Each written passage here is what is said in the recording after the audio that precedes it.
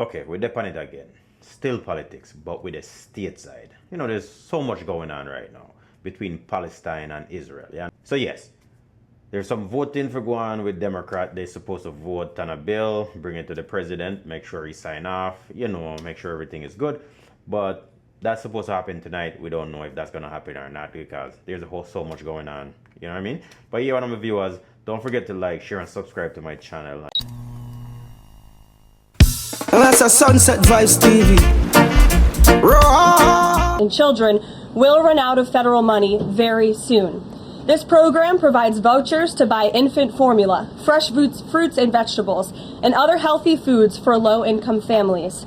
It can be easily fully funded if Democrats simply vote tonight to reopen the government. Also, our incredible military service members who risk their lives to preserve and defend our country are now working without pay and will miss their next paychecks if this Democrat shutdown does not end tonight. The Republican-backed clean and nonpartisan funding bill fully funds this important food aid program, gets our troops paid, and reopens the government. So all of this begs the question, what is the Democrat ongoing shutdown truly about? The sad truth, we believe, is that the Democrats intentionally shut down the government and are inflicting this pain on American citizens to try and demand free health care for illegal aliens. Of course, this is an indefensible and truly radical policy to be in favor of, let alone to use as the primary reason to shut down the United States government. So the Democrats and their allies are desperately lying about their true motivations. We have to set the record straight with the facts so the American people understand what's really at play here. House Republicans passed a clean and nonpartisan funding bill to keep the government open and ensure our troops and other hardworking Americans are paid. Every single House Democrat except one voted against this clean and nonpartisan funding bill. Senate Republicans have subsequently tried to pass this same clean funding bill 4 separate times, and they will do so again tonight. To fully pass it to be sent to the president's desk for signature, and the president is ready to sign this bill to reopen the government as soon as it is sent to his desk.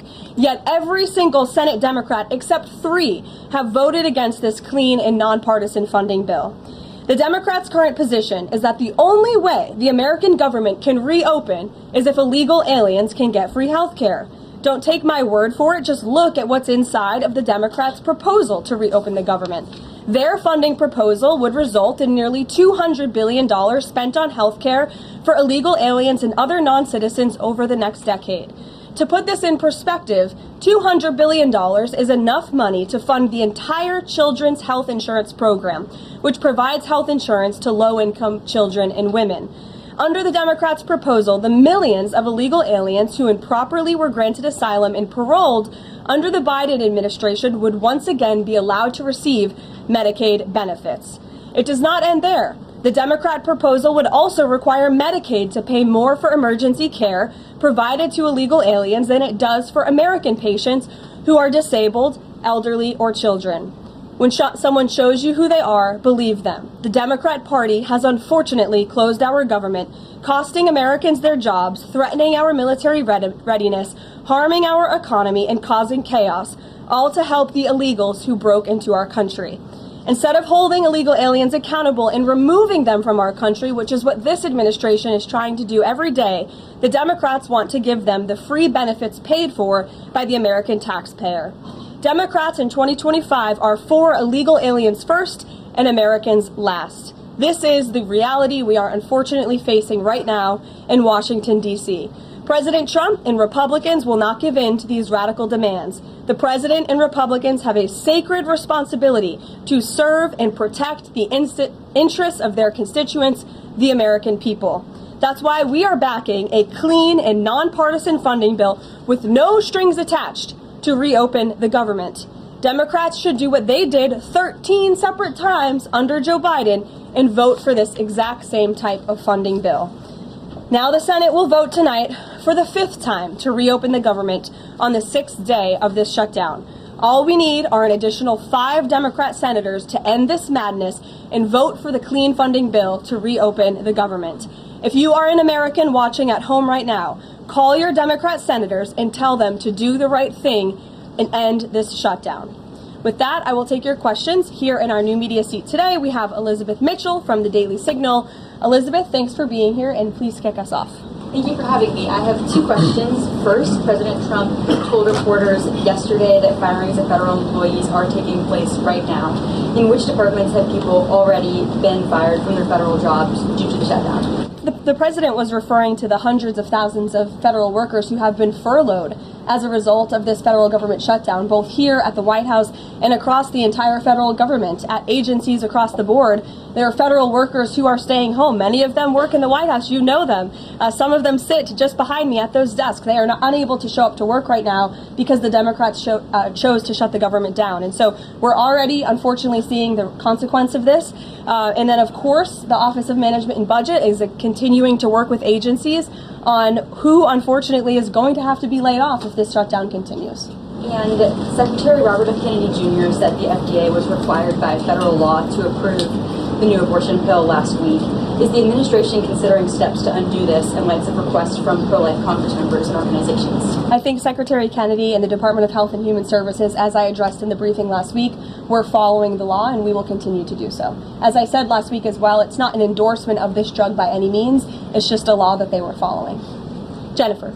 We heard you say that you want people to call their Democratic senators. Is the president calling Democratic senators himself? Can you say what he's doing today to resolve the shutdown? Yep, I was just in the Oval Office. He was on the phone with Speaker Johnson. He's also spoken with the Senate Majority Leader, who are in touch with, of course, moderate Democrats and Democrats across the board, who we understand hopefully want to do the right thing by their constituents to reopen the government. So the president is being kept very well apprised of the ongoing shutdown on Capitol Hill. And of course, his position is very clear. There's nothing to negotiate, just reopen the government, and then we can talk about all the important issues facing our country. So he hasn't called specific members of Congress? Not to my knowledge, no. And then on the Affordable Care Act, is he willing to give more, to share more on what he'd like to negotiate on the Affordable Care Act later? Is he willing to say specifically what he would line in when? But look, the president is definitely committed to fixing and improving our healthcare system. You saw it again last week when he had one of the largest pharmaceutical companies in the world coming into the Oval Office and promising to lower drug prices by 200, 300, 100% in many cases for various types of drugs for American patients. That is a huge fix to a broken system that has been ripping off the American people for far too long. So the president's very committed to this. But right now, we need to reopen the federal government, and the president is remaining very firm in that position. Catherine. If the vote fails in the Senate today to reopen the government, would that trigger layoffs? Look, again, we hope that the vote will not fail because this administration wants to reopen the government. We don't want to see people laid off. But unfortunately, if this shutdown continues, layoffs are going to be an unfortunate consequence of that. Is there a timing for when that would happen? Well, look, we'll see how the vote goes tonight. Is the White House floating a proposal to cap Obamacare subsidies by denying them to new enrollees? I have not seen a proposal like that. Emily. Thanks, Caroline. The president said yesterday he was considering a phase 2 approach to Venezuela. Is the president considering U.S. boots on the ground or any kind of support of overthrowing Maduro? I won't get into any specific proposals that are being considered by the president and his national security team, but I think we've been pretty transparent and clear in the administration's view of the illegitimate Maduro regime, and the president has taken very unprecedented, tough action to end the illegal trafficking of illicit drugs into our country from Maduro's illegitimate regime. Danny, go ahead. Thanks, Caroline. The French government has collapsed again for the fourth time in a year. And I was just wondering if there's any concern in the White House about the kind of ongoing political crisis there.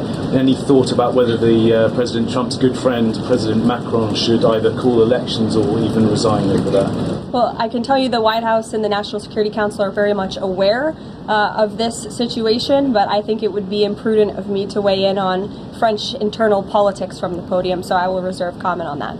Behind you, yes. What is President Trump's expectations for talks today and I guess this week in Egypt?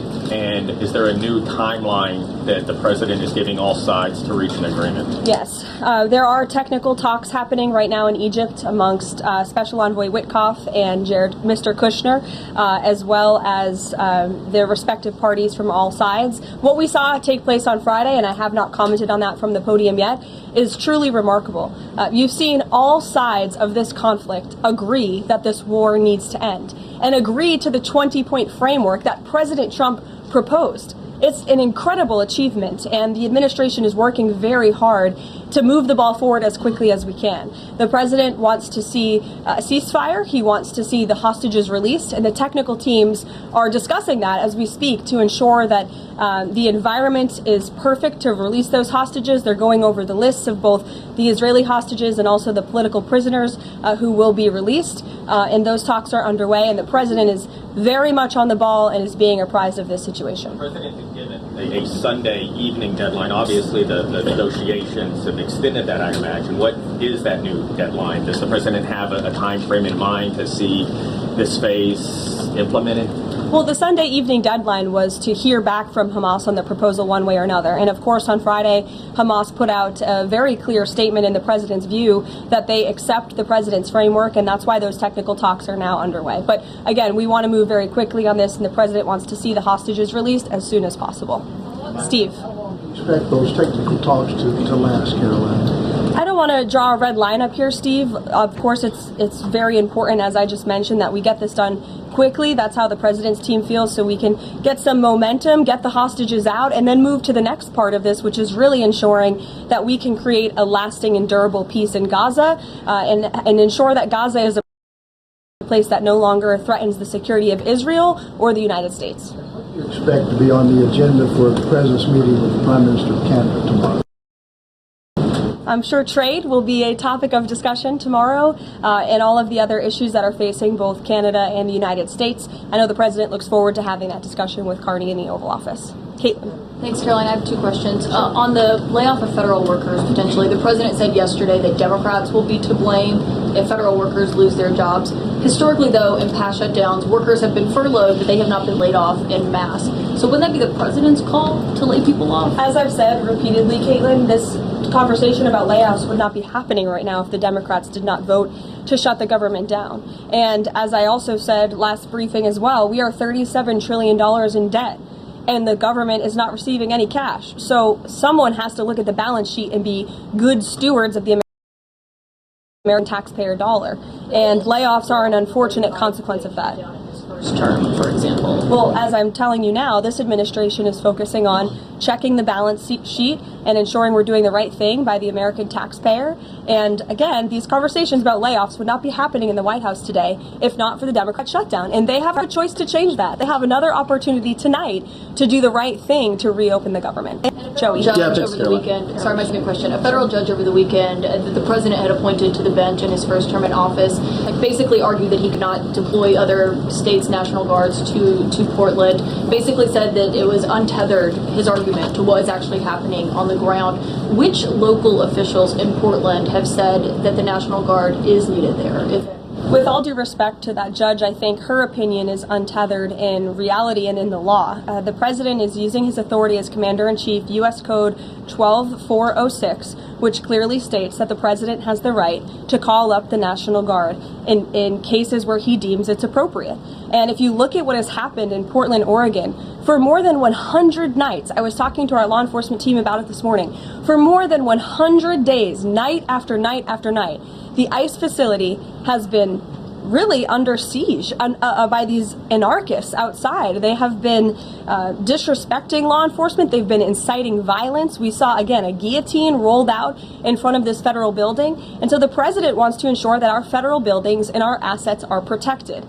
And that's exactly what he's trying to do. And ultimately, in the case in Los Angeles, that judge ruled in the Ninth Circuit, that panel of judges ruled that those troops could remain and that the president was well within his authority to do so. So we are appealing that decision. As you know, we expect a hearing on it pretty quickly, and we're very confident in the president's legal authority to do this, and we're very confident we will win on the merits of the law. But no local officials that you can point to that have said we need the National Guard? Because I spoke to the police chief of Portland last week. He said that the president's claims just don't match up with what's happening on the ground? I would encourage you as a reporter to go on the ground and to take a look at it for yourself, because there's been many members of the press, not press in this room, but independent journalists, some of whom we'll be inviting to the White House very soon to share their stories, because they have been in the middle of these riots and they have witnessed the anarchy that is taking place night after night. It's on video. You should play it on your show. You have a great opportunity on primetime on CNN to show your audience. Yeah, but you're probably talking to partisan Democrat officials who are opposed to everything this president does.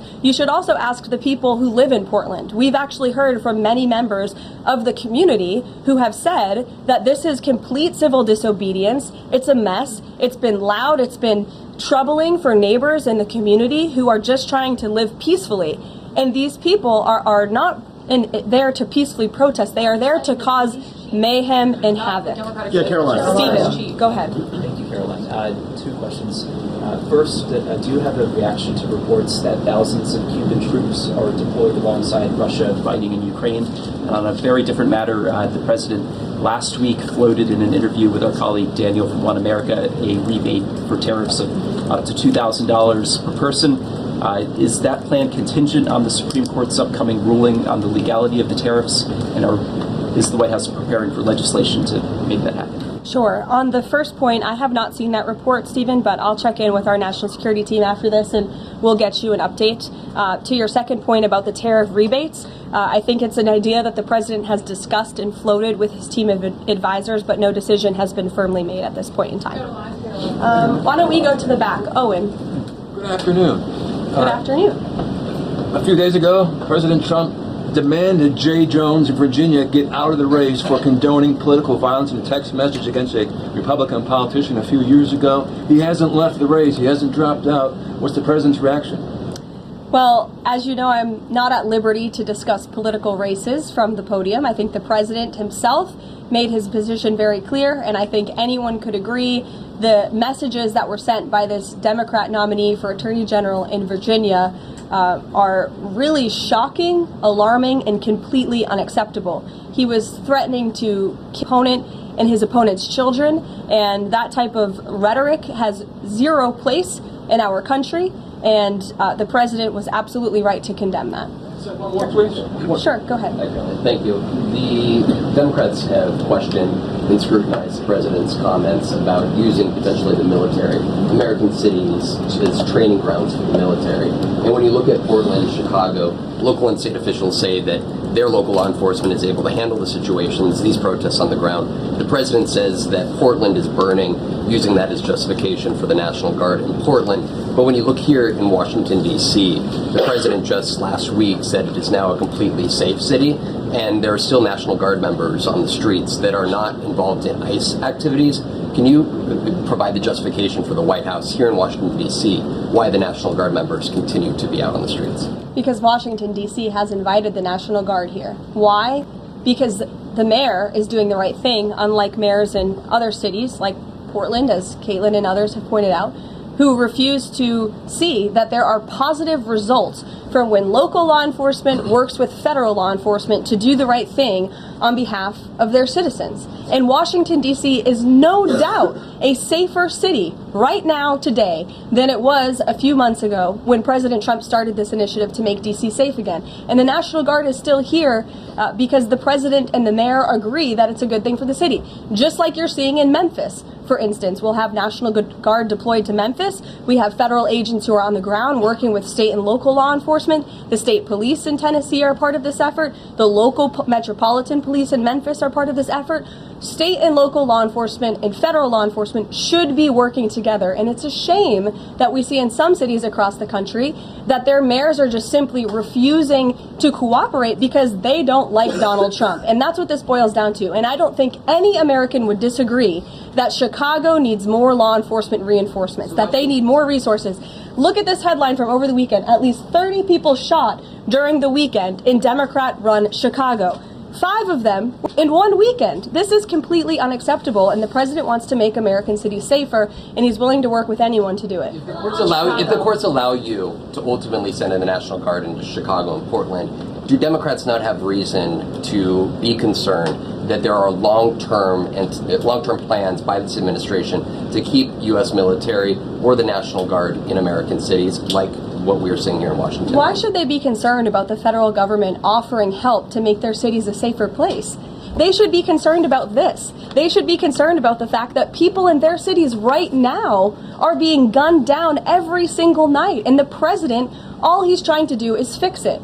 And there has been a complete smear campaign by the Democrats and the media, quite frankly. I was reading Political Playbook this morning, one of the most inside the Beltway newsletters you can find. And you guys are framing this like the president wants to take over the American cities with the military. The president wants to help these local leaders who have been completely ineffective in securing their own cities. And we have already seen there's a positive formula for that. Look at Washington, D.C. The murder rate has declined significantly. Our streets are safer. People who live here feel safer. All of you in this room, I know you do, you just won't admit it. And it's a proven system that works, and the president wants to make America's cities safe again. And I don't think there's anything wrong with that. Michael. Thank you, Caroline. Two questions, if I may. Because the mayor wants them.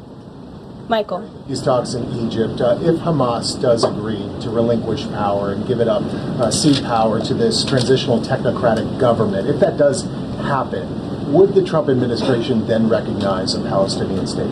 Look, I don't want to get ahead of the technical talks right now, Michael. They're extremely sensitive. They're taking place, again, as we speak, and there's a lot of, there's many things to discuss, of course. This is hopefully we expect and we hope going to be one of the greatest peace deals this world has ever seen. And the Trump administration is working diligently and working very hard to get there. And as I said, Friday, all terms agreed. We have the Arab countries who are working with us. Of course, Israel has been incredible in cooperating with the president's plan and agreeing to it. And we're very hopeful, and we expect that to continue. You tweeted about this over the weekend. Thank you. I was going to you in the blue shirt and tie. Thank you, yes, Caroline. You're welcome. The Daily Mail. Today, the Supreme Court declined to hear Ghislaine Maxwell's appeal. Will Trump rule out granting her clemency? Is that something the White House is considering? It's not something I've heard discussed, and we don't comment on clemency requests that may or may not have been made, but I'm certainly not tracking that one at this point in time. Caroline. Jordan, go ahead. Thank you, Caroline. So we're talking about these radical groups in Portland and Chicago. I know the president has spoken about potentially going after George Soros with RICO charges and for funding all of this violence. Has there been any update on that? And also, is the administration looking into the other nonprofits, maybe taking away their 501c3 status for funding this violence? And one more question. Sure.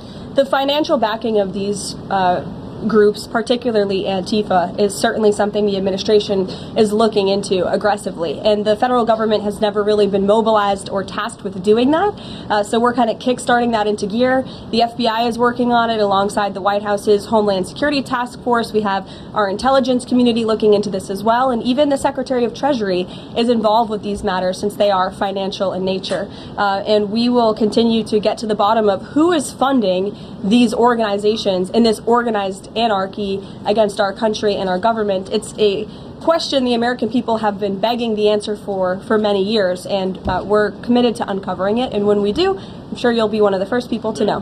Separately, Caroline. Thank you. So Gaza, under the president's plan, is going to be governed by a transitional governance of a technocratic, apolitical Palestinian committee made up of qualified Palestinian and international experts.